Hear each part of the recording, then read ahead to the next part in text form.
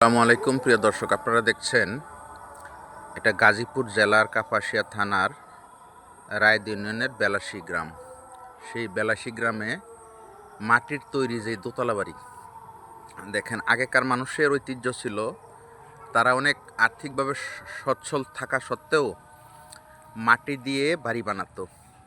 সেই মাটির বাড়িগুলো অনেক টেকসই এবং গরমকালে ভিতরে অনেক ঠান্ডা। এটা হলো ঐতিহ্যবাহী একটা বাড়ি, ঐতিহ্যবাহী সেই মফিজউদ্দিন শিকদারের বাড়ি।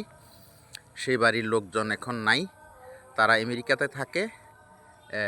এই বাড়ির যে বড় সন্তান জনাব আলাউদ্দিন শিকদার মারা গেছে। সোহেল শিকদার, মিলন শিকদার, জোয়েল শিকদার সহ এরা অনেকেই এখন বিদেশে অবস্থান করছে।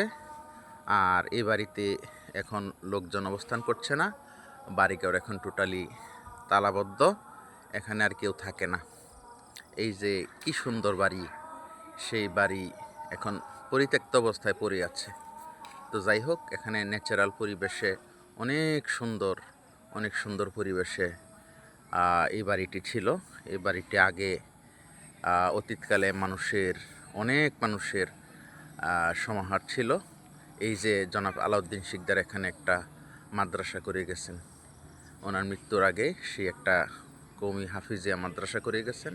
দিনী শিক্ষা দেওয়ার জন্য মানুষ এখানে এই মাদ্রাসায় পড়াশোনা করে। তো ধন্যবাদ সবাই, আপনারা ভালো থাকবেন। আসসালামু আলাইকুম।